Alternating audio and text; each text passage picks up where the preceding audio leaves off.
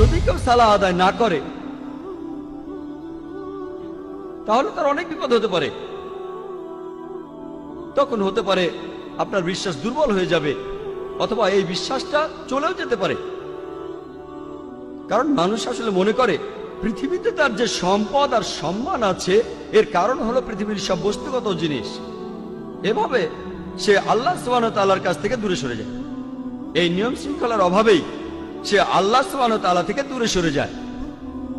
পৃথিবীর বিভিন্ন জিনিসের মোহ থাকলে, বস্তুগত জিনিসের, তাহলে সম্ভাবনা থাকে যে সে অন্যায় কাজ করবে। এভাবে সে সিরাতাল মুস্তাকিম থেকে দূরে সরে যাবে, সরল পথ থেকে। মনের ভেতরে তখন শান্তিও থাকবে না। আপনার কাছে যে পরিমাণ সম্পত্তি থাকুক না কেন, এই সম্পদ আপনাকে শান্তি দিতে পারবে না। আর মানুষজন যে কারণে সালাহ আদায় করে না সেটা হলো তাদের জ্ঞানের অভাব। পবিত্র কোরআন বলছে, সূরা ইমরানের 185 নম্বর আয়াতে উল্লেখ করা হয়েছে, কুল্লু নাফসিন যায়কাতুল মাউত, প্রত্যেক জীবকে মৃত্যু স্বাদ গ্রহণ করতে হবে, এবং কিয়ামতের দিন তোমাদেরকে তোমাদের কর্মফল পূর্ণ মাত্রায় দেওয়া হবে, এবং যাকে দোজখের আগুন থেকে দূরে রাখা হবে আর যাকে জান্নাতে দাখিল করা হবে সেই হবে এই দুনিয়ার উদ্দেশ্য পূরণে সফলকাম। কারণ নিশ্চয়ই এই পার্থিব জীবন একটা ছলনাময়, ভোগ ব্যতীত কিছুই নয়। সালাহ আদায় করলে অনেক উপকৃত হবেন। সালাহ একটা জীবন দর্শন।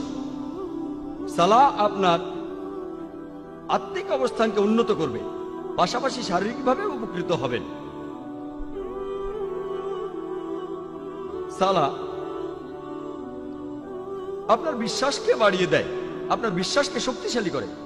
পবিত্র কোরআনে সূরা আনফালের 2 নম্বর আয়াতে উল্লেখ করা হয়েছে যে সত্যিকারের বিশ্বাসী তারাই যাদের হৃদয় কম্পিত হয় যখন আল্লাহকে স্মরণ করা হয়, আর যখন আল্লাহর আয়াত পাঠ করা হয়।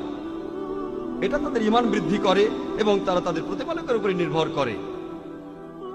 পবিত্র কোরআন বলছে, সূরা ফাতিহার 5 থেকে 7 নম্বর আয়াতে উল্লেখ করা হয়েছে, ইয়াকা না'বুদু ওয়া ইয়াকা নাস্তাঈন, আমরা তোমারই ইবাদত করি, তোমারই সাহায্য প্রার্থনা করি।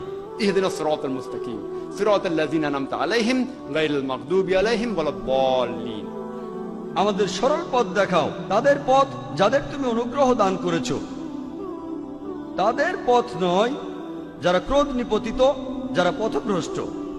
এতে আপনার জীবনের শৃঙ্খলা বাড়বে। সত্যিকারের মুসলিম সে তার দিন শুরু করে ফজরের সালাহ আদায় করার মাধ্যমে। আর ফজরের সালার সময় মুয়াজ্জিন আজান দেওয়ার সময় বলেন, আসসালাতু খায়রুম মিনান নাওম, যে ঘুম অপেক্ষা সালাহ উত্তম, ঘুমিয়ে থাকার চেয়ে নামাজ পড়া উত্তম। একজন সত্যিকারের মুসলিম দিনের মাঝখানে সালাহ আদায় করে, আর সে তার দিন শেষ করে এশার সালাহ দিয়ে ঘুমাতে যাওয়ার আগে। সালাহ এছাড়াও সামাজিক অবস্থান উন্নত করে।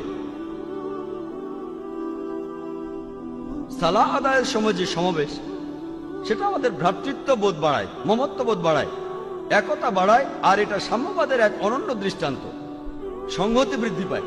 সালাহ আদায় করতে গিয়ে সবাই একত্রিত হয় আর তাদের মধ্যে ভালোবাসার বন্ধন জোরদার হয়। পবিত্র কোরআনে সূরা হুজুরাতের 13 নম্বর আয়াতে উল্লেখ করা হয়েছে, ইয়া আইয়ুহান নাসু ইন্না খালাকনাকুম মিন যাকরিন ওয়া উনসা ওয়া জাআলনাকুম শুউবান ওয়া কাবাইলা লিতাআরাফু ইন্না আকরামাকুম ইনদাল্লাহি আতকাকুম ইন্নাল্লাহা আলিমুন খাবীর। হে মানুষ জাতি, আমি তোমাদের সৃষ্টি করেছি একজন পুরুষ ও একজন নারী হইতে, পরে তোমাদের বিভক্ত করেছি বিভিন্ন জাতি ও গোত্রে, যাতে তোমরা অপরের সাথে পরিচিত হতে পারো। এজন্য নয় যে তোমরা পরস্পরকে ঘৃণা করবে। আর তোমাদের মধ্যে আল্লাহর কাছে সেই ব্যক্তি অধিক মর্যাদা সম্পন্ন যে তোমাদের মধ্যে অধিক মুত্তাকি, অধিক ন্যায়পরায়ণ।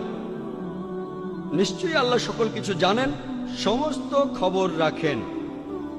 আল্লাহ সুবহানাহু ওয়া তাআলা আমাদের যেটা দিয়ে বিচার করবেন, সেটা গোত্র নয়, বর্ণ নয়, ধর্মবিশ্বাস নয়, সম্পদ নয়, লিঙ্গ নয়, সেটা হলো তাকওয়া, অর্থাৎ ন্যায়পরায়ণতা, আল্লাহকে মেনে চলা এবং ধার্মিকতা।